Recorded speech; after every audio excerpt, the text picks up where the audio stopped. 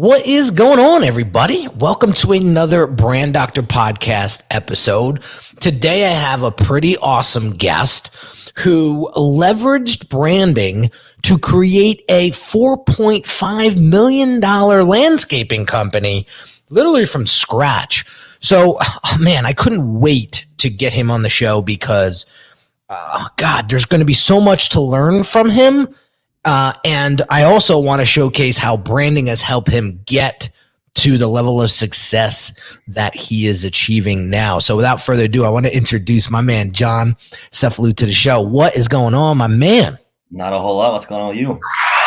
Dude, welcome to the show. We're ready. So you got to tell us the story from the get-go, man. Like, bring us back to the beginning. Like, how did this all start, man? So I am not, most contractors you talk to, you're going to hear them say their dad was a contractor, they grew up building, they did all this different stuff. That ain't my story. So, I mean, I started my first business in college. It was actually a charitable soap company. So we were selling soap, and then we were teaching people how to start their own businesses in Africa and doing a bunch of stuff. That was going really well for a few years, and then it just kind of outgrew itself. So I moved to Chicago, got into construction sales, just selling like roof and siding, doors, windows. Loved it, loved the money, but it was just hated Chicago, and moved back to San Diego, got into another sales job that was selling interior construction. So kitchens, bathrooms, the whole 9 yards, flooring. Didn't like the hours, and it was the company I was working for was actually going bankrupt. So I ended up leaving that position. At that point, I was literally just trying to figure out how to make $200 a day. So whatever means that was. We tried beating the roulette table. We tried, going around washing windows, went down, tried to catch a few fish for the fish market. And one of the things that we did was just started to mow lawns. So we went out and handed out flyers around the neighborhood we were living in. Got one, turned into two, turned into three, and it just kind of started to make that $200. We're like, okay, everything else out the window. Let's focus fully on this because we're onto something. So we just kind of took the mentality of saying yes, saying yes, saying yes, and getting it done. And so we started this company back in March of 2019. So it's only been like a year and a half. We kind of just grinded through that first 7 months, didn't have any social presence, didn't really have a brand. We're just kind of competing off of going out to as many quotes as possible and any word of mouth and anything we could do. And we were just struggling just because you can't, in construction in general, you're competing against anyone that has a truck and a shovel, basically. So you got to set yourself apart in some way. So we built our team, ended our first year at like 290 grand. So, a decent year for 9 months of business. But what really turned it around, and it was really right before COVID hit. We started our social media, got on Instagram and Facebook and TikTok, and built a website and started to show who we were as a company. So construction is one of those. So how did you do that? How did I start all the social channels? Well, what you guys were as a construction company, like what were some of the things you were doing? Because that's going to be one of the questions. Lawns to literally, one guy said, "Hey, can you throw a few pavers?" And I didn't even know what pavers were at that point. I literally just said, yeah. We went and watched YouTube and installed them the next day and got going. So the construction we were doing in the JJ's landscaping space is basically anything outside the house. So pavers, concrete, artificial turf, retaining walls, pergolas, outdoor kitchens. Started small, just saying yes.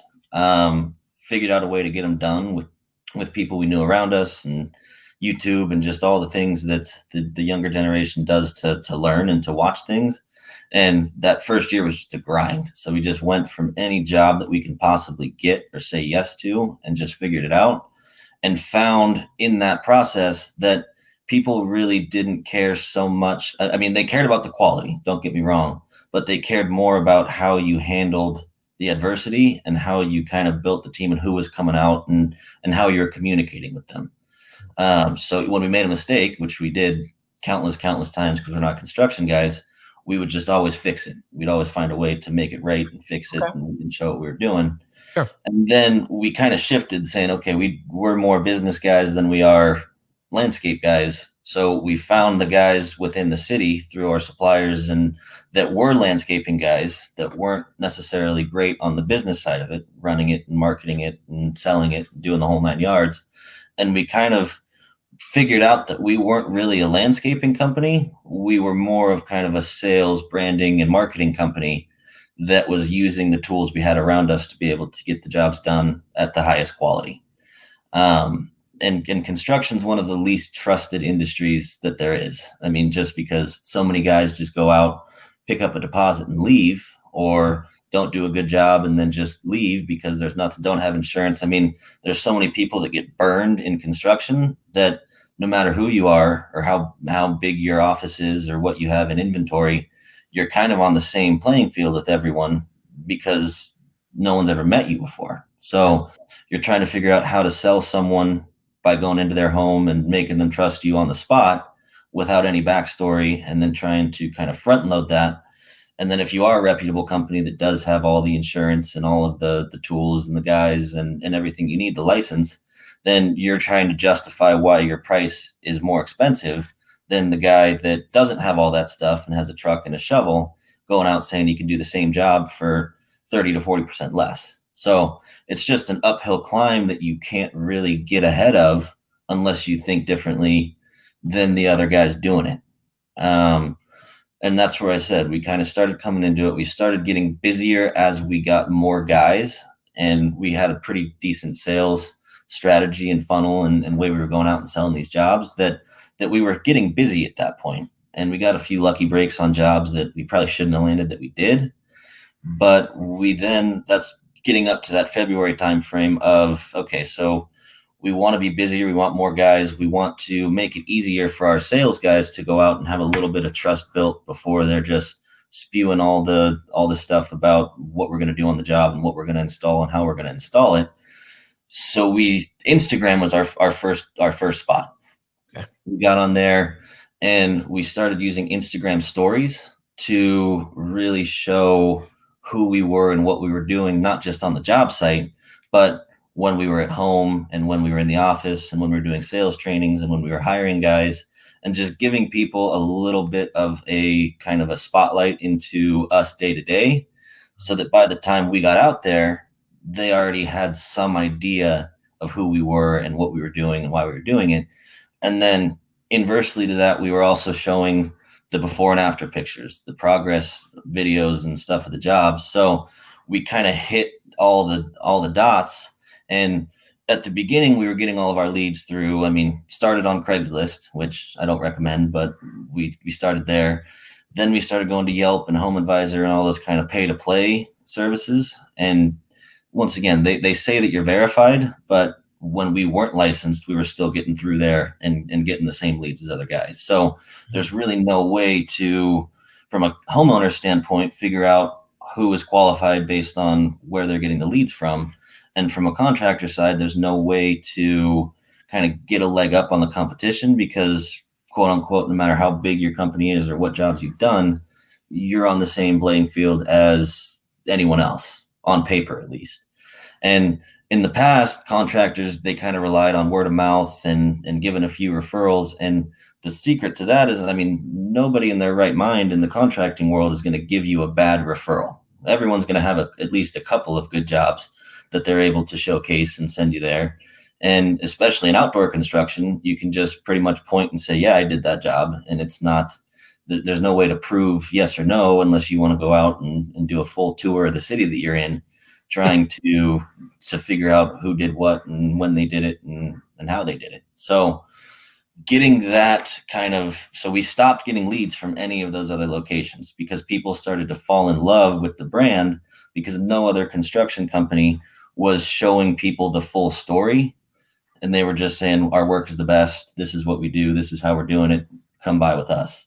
By the time us or our sales guys were stepping onto job locations, people already had the trust barrier broken because they see, oh, we're hanging out at a bar tonight and we're just a couple of normal guys, or here's the employees that we're working with, and here's what it actually takes to get this installed. And the coolest thing from that is not only was the trust barrier broken down, but by the time we're out there, when I'm selling a landscaping job, I never rely on what product we're installing, how we're installing it. I mean, that's basically secondary to working with me at JJ's Landscaping. We pick the products that we're putting into the job after the contract is signed, because no one's focused on what's going to be installed or where it's going to be installed. They just know that they want turf and that they want to work with JJ's Landscaping, or they want pavers and they want to work with JJ's Landscaping. So what is the focus in the beginning then? In the beginning of the social media era that we were starting? Well, of the conversation with the client, right?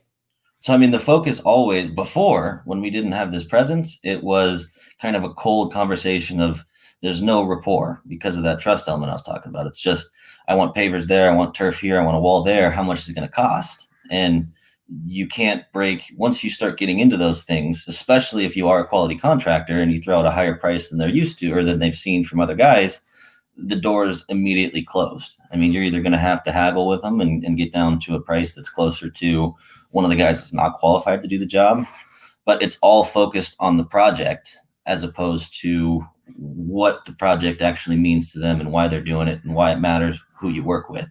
So then when we shifted the focus of the conversation from, I want turf here, I want retaining wall here, I want pavers there, to, wow, I saw you guys on social media.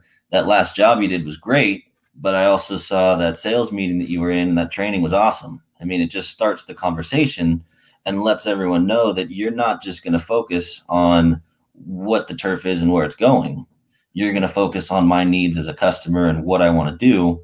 And you're going to teach me throughout the process, because we see that you're being taught through the process on all that stuff. So it shifts the conversation to, immediately you're almost a friend and you're there to give advice and you're there to actually educate them on what they're doing. And price doesn't even come up. It's where do I sign and what product are we going to use after we've already agreed to do the job, because they know that we're going to get the job done right, just as a prerequisite to us even being out on the job site, because they've seen it done every day, being able to follow us real time on our social media channels. Dude, this is like branding 101, man. This is so awesome that it's not coming from my mouth, it's coming from yours. Yeah, no, it's because that's kind of where we so, and the construction industry in general, we're kind of hitting this crazy time, and we're really lucky. I mean, me and my partner, to be in this time, because everything's kind of shifting. You have the big guys like the Home Depots and the Lowe's and all those that people just trust because they see TV ads, but all the kind of local regional contractors and suppliers and product companies, it's kind of getting into the time where it's a family run business and the parents are kind of shifting the ownership and the operation of the company to the next generation. And they're starting to see that everything's a little bit different. You can't just rely on word of mouth and proximity of your location and all the different stuff to be able to get customers to come in and keep buying. And at the same time as this shift is happening in the business ownership world of contracting, the same shift is coming where now the younger generation is just now starting to get into home ownership and get into, I mean, improving their house and all these different things. And they don't buy the same way that people did, I mean, 20 years ago, that higher generation. They do look to what influencers are looking at this brand and what is their social media presence like. So that's where we kind of shifted once we got JJ's to the point where it was just kind of running on its own. We had the process set up and the brand. We had our digital presence rise from 0 to 5,000 followers in like 3 months, just because, all organic, no paid advertising, just because people were seeing, I mean, these guys are a little bit different. They're not just trying to sell me a backyard. They're trying to create an experience and create a lifelong partnership with a contracting company that's going to be able to serve all of my needs, whether it's through them or through a partner of theirs. And that's where the Buildsters came about. So the Buildsters is the second business that we started that is completely focused on, it's kind of twofold. One is educating homeowners. So creating content, creating videos, doing podcasts, partnering with companies to be able to showcase what the right way to do it is. Whether you're a DIY guy, whether you're looking to improve your house by hiring a contractor, no one really knows no one knows the nitty gritty of construction. I mean, no one knows what the right way to do something is because everyone's kept it a secret for so long. contractors have been so kind of close to the hip on what their methods and their processes are, because it's kind of been something where as if your process and method gets out, you have no competitive edge over the next guy. So we're trying to get rid of that close to the hip mentality, be able to work with people that do see the vision of how important branding is, to be able to educate people in the process. And that kind of birthed all of these companies that are having that generational switch, wanting to come and partner with us and work with us and let us handle their marketing and their branding and just everything from what the customer experience is like, just because it's working so well and no one's doing it. It's kind of the last industry that has very little presence and very little focus on why your digital presence needs to be the top priority, because that's how customers are buying these days. Yeah, that's so important. Let me ask you this. Was there a specific post? Because this business is fairly new, right? Yeah. It's not like you've been doing this for 5-6 years. Like this is like a baby, right?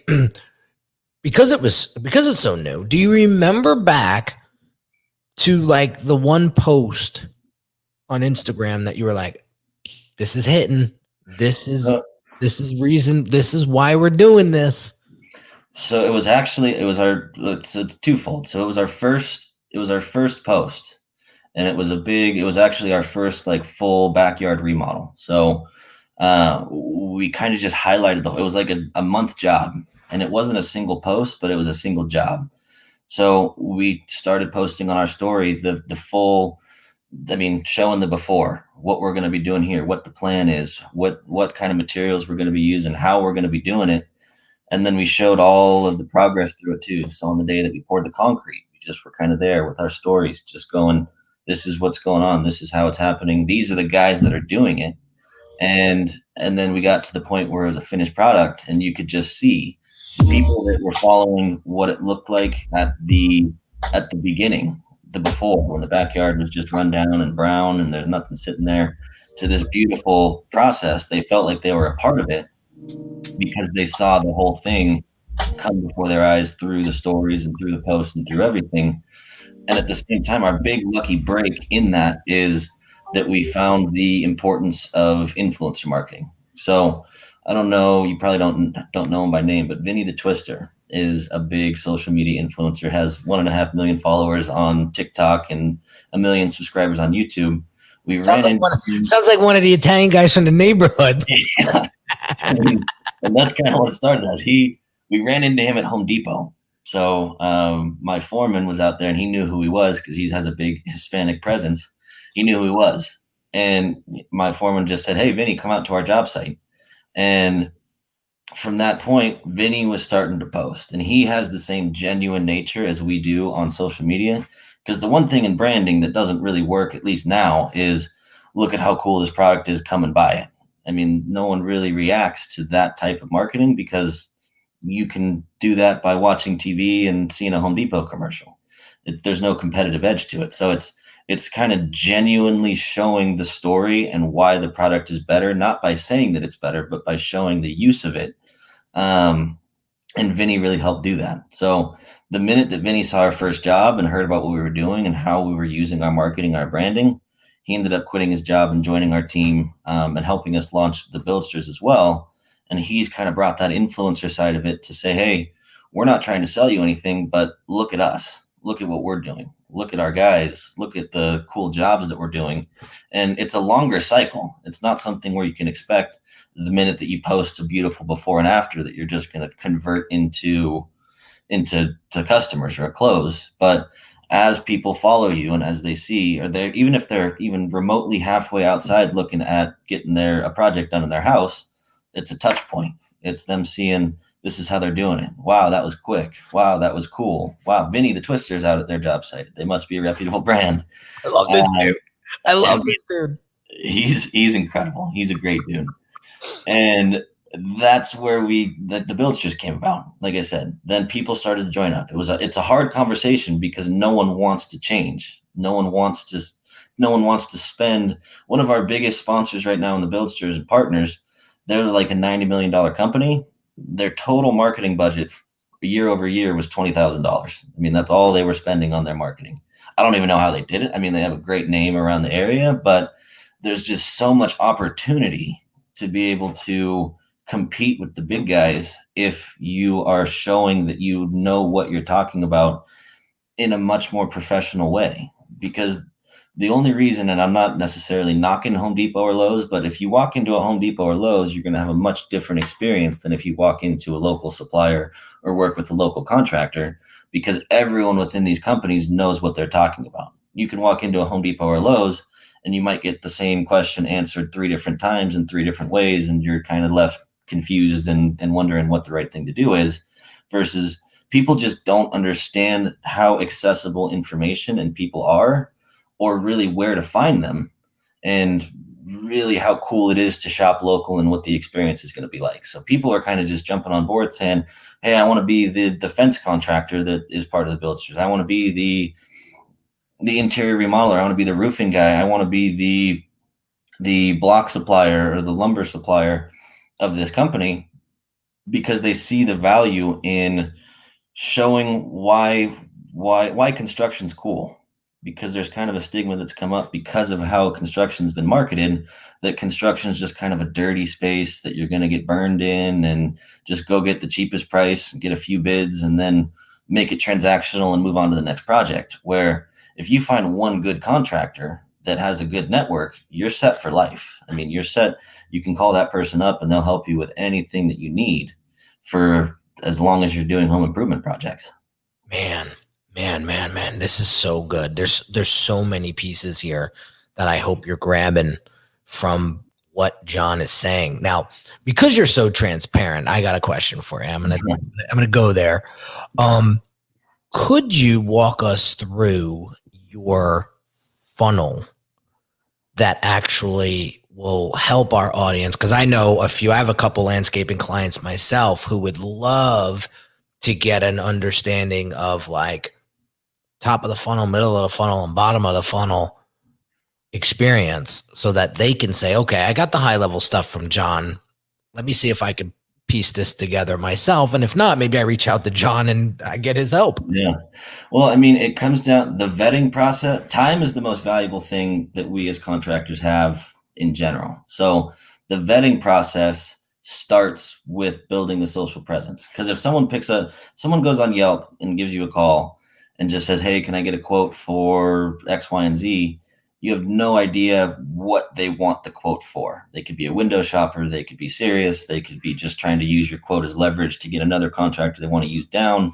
So there's no reason why you think that they'd be a serious customer in general. So if you are taking leads from those outside resources, vetting them is the most important part. But the vetting process kind of already starts. So I guess we kind of start our sales process and our marketing funnel at step 2, because people are already qualifying us as a reputable company they want to work with on their project, just by following our page and reaching out to us on Instagram to have us come do a quote, because they already know that we're quality. So top of the funnel would be your social media presence on Instagram. You're putting out behind the scenes stuff. You're putting out before and afters. You're walking people through the job. That's your top of the funnel stuff. Yep. That leads now into the middle of the funnel stuff, which is what? That's all in contracting. It's all the sales experience. So you have someone qualified, make a phone call and make sure that you're giving out enough information to keep them intrigued, but not too much that they're not willing to have you come out and at least give them a diagnosis of what their project is. So are you taking them to a landing page where they fill out an application or fill out a form? No, we actually have you can do that, but that's very easy to waste time by doing that too. And we probably will end up getting there as we get, even bigger than we are, but we always have an actual person reach out and ask questions to make sure that it's something that's serious, to make sure that it's not just they want to meet JJ's Landscaping, they want to meet Minnie the Twister. So as soon as that first funnel is taken care of, it goes into a person that knows what they're doing, calling them, and then they're inputting them into our system. So they're filling out, our receptionist is who does it, but she's actually filling out that kind of landing page that you're talking about with the questions that are are necessary to be able to go out and actually have an educated consultation where you can figure out if it makes sense for both of us. So you could put in a landing page, you could make it something where you just fill out an appointment, but you're kind of running the risk of wasting a little more time, because it's a harder vet than actually having a conversation with someone and figuring out what they want to get done. Because construction's a little different than just trying to sell a product online, because it's not about volume, it's about the quality of the leads. So taking that little bit extra time to actually have a conversation with someone it makes it so that instead of trying to get 50 jobs that are $1,000 each, you're trying to make it so that you can get 20 jobs that are $20,000 each, because they're the right customer for you. And knowing what kind of customers you want is just as important as getting the jobs, because we've been in the mode where we just take anything that comes our way. And it's a really big rabbit hole where you kind of get behind it and get stuck, and you can't ever really take the time to get to the point where you have this funnel set up and where you are getting the customers that are right for you. So it goes straight to a human experience for us from that first funnel to be able to make sure that we get them into the system, and then managing them through the system it kind of gets out of the marketing stage at that point. When the marketing comes back in is after we go out there for the first call, or after we go out there for what we call the measure call, because that's when the touch points come up. That's when, because a lot of companies go out and try to just sell on the spot. Pressure. Here's a price of $30,000, but if you go forward today, we're going to make it $20,000. And it's kind of just a sales tactic, the car salesman way, where you never really end up happy with the job because you don't really have the full details. So closing on the spot's never really a good idea. And that's where we come back with the touch points and where the Buildsters comes in, because once we present them with the quote, with all the information, then we're putting them immediately into an email marketing cycle where we're sending out educational videos on how a retaining wall is done, or how turf's installed, or how whatever it is from our perspective. And we're sending them newsletters. We're sending them basically little touch points, so that as our salesman follows up, it's, hey, did you have a chance to look at the email that we sent of how the retaining wall is installed? Or did you see the newsletter of kind of where we're at this month and how far booked out we are, and what do you want to do? And so those touch points are crucial to be able to make sure that not only you're organized, but also that you're continuing to get people's awareness up of what you're doing after the point of showing how qualified you are, when a salesman goes out and actually gives a proposal and gives an idea of what the job is. Those touch points are crucial, because a lot of times in construction, people come back 6 months later. You might not get the job now. They're just kind of vetting it out and getting prepared for it. You get a call 6 months later and you're ready to go. And that call, getting that call or not getting that call, may be just the difference of keeping in touch with them. And automating that is something that is very easy to do if you have content and branding and things that you can send out to be able to show that you're a little bit different than the next guy. That's awesome. So you get inquiries probably off of your Instagram. You then, or a point person then sends that to secretary. Secretary gets on the phone with them, basically pre-qualifies them, yes, gets them to gets the process to a site visit. And now the site visit, you're there explaining the job, I shouldn't say explaining the job, but probably diagnosing the situation and discovering what the person wants. Yep. Okay. And then making sure, answering all their questions, making a friendship, creating the relationship, talking about the experience, talking about what to expect. And I mean, now that's where you get back to just traditional contracting, what people do best, and getting back into what they know. Because once you're to that point, all you're doing is giving yourself a leg up, because they already know who you are. They're already vetted to the point that you know that they're at least halfway serious. And you can kind of avoid that trust building, which is hard for a lot of people. Unless you're a great salesperson, building that rapport and going through the sales process is difficult. And it's where most jobs are lost if you can't at least build the rapport and show that you're a trustworthy company. So it really just gives you a leg up to get back into the actual contracting business, which is all about the human experience. I don't think that there's ever going to be a time where you can just fully make construction digital, where you can get something sold without actually going out and meeting someone and seeing the lay of the land and getting plans drawn up. It's not possible.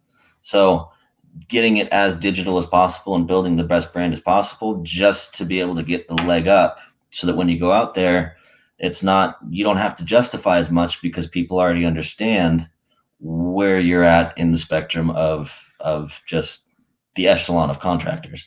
Would you say that that's the most critical? That's why branding is so important for service-based business like yours? 100%, because we are, at the end of the day, we're a hospitality business. We're not a construction business. It's all about how you take care of people and how you make them feel. And if we were to sell our company tomorrow, we're not, the most valuable thing that we have isn't the equipment, isn't the recurring revenue, it isn't any of those things. It's our digital assets and our followers and the people that believe in the JJ's Landscaping brand. I'm going to lead with a sale of the company with, this is how many followers we have, this is what our web traffic looks like, this is what our pipeline looks like. That's more valuable than any job you can get, any recurring job that you can get, any HOA. If you were to offer me $10 million or 1 million followers today, I'll take 1 million followers every single time because it's always actionable. Aha, there you go. So the power of branding. Yeah, for a service-based business, specifically landscaping. Because I hear a lot of people, oh, that sounds like a lot of work. Oh, how am I going to be able to do that consistently? Oh, I don't want to give away my secrets. Right? You've touched on all of these in today's episode, and I'm like, this is why you got to give it away, because I think you keep talking about these touch points and these email sequences that go out and says, hey, look at the retaining wall that we're doing, or look at the the turf project that we're doing. Little do you know, or I think short-sighted people see that as, why would anybody care, right?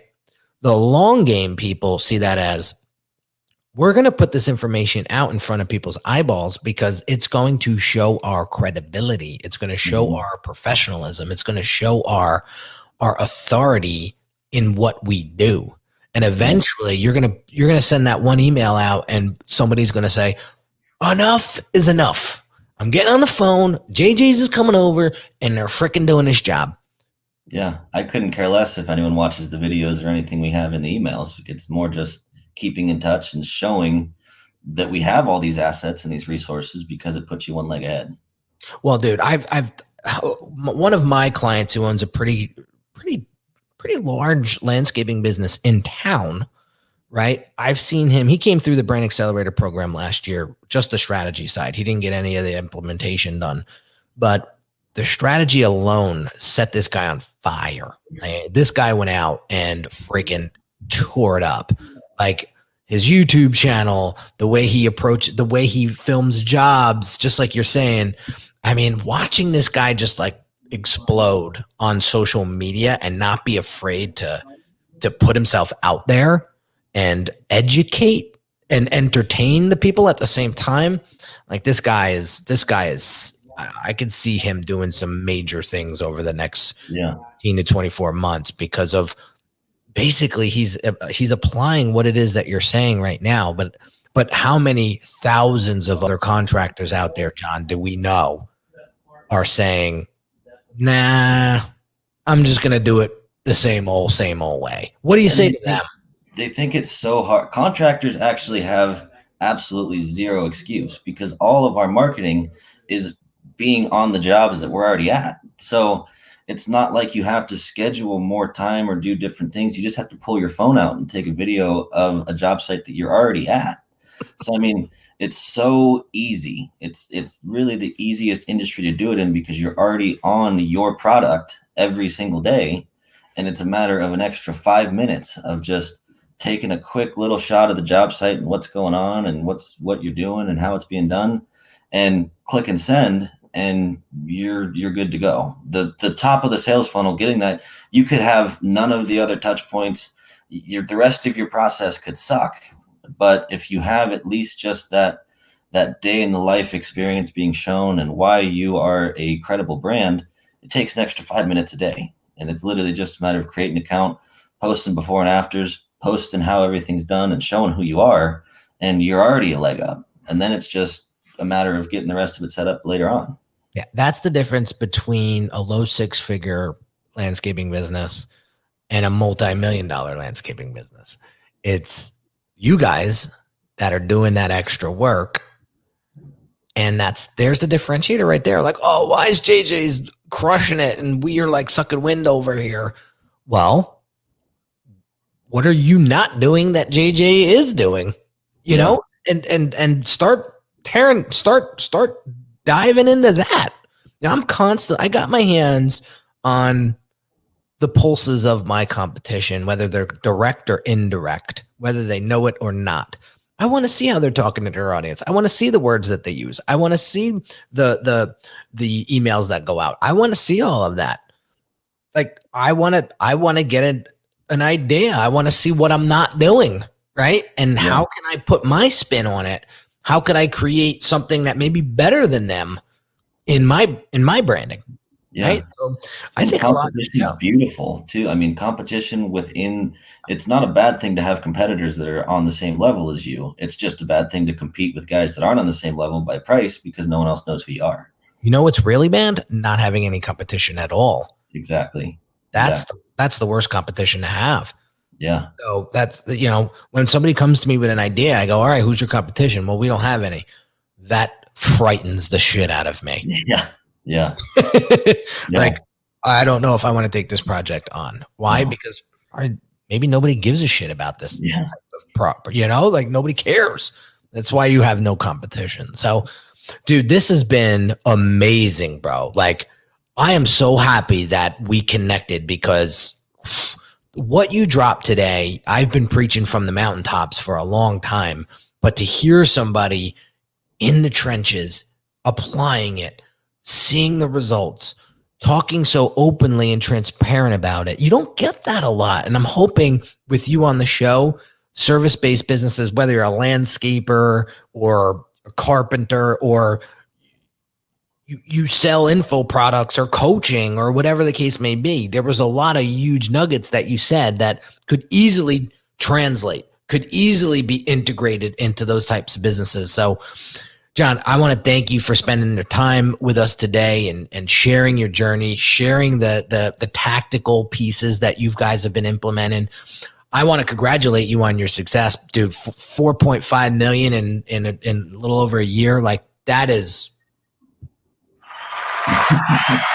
Thank you very much. That is commendable. So where can people learn more about Buildsters and what you guys got going on over there?